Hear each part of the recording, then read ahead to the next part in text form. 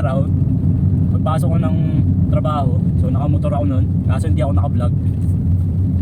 So may nanghingi ng sticker, mga batang Disney.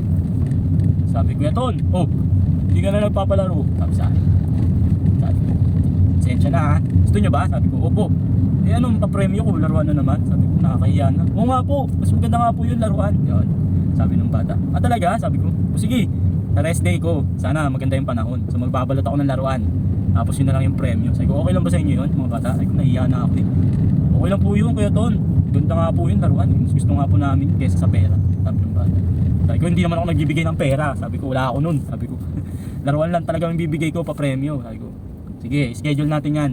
Kaya shoutout sa mga batang Dismo na laging nandyan, nagpapalakas. Kaya buti pa si Tonton TV.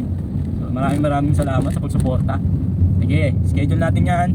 Pag wala akong pasok, pag free si Kuya Tonton, pupunta ako dyan, papalaro ulit tayo. So kung anong laro? Secret. Mag-iisip muna ako yung kakaibang laro para mag-enjoy yung mga bata. Mga laruan na yun mga tropa na ipamimigay natin, bigay lang din sa atin ng ating tropa, si Oliver Montero. So shoutout sa iyo, Oliver Montero.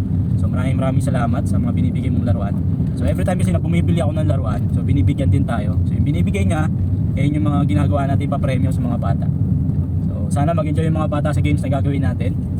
At the same time, mag-enjoy din kayo sa mga manonood ko. So abangan nyo sa aking rest day, hindi ko pa alam kung kailan. Pero gagawa ulit tayo ng content kung saan sasayahin naman ulit natin yung mga batang Disney. Buti pa si Tonton. Peace.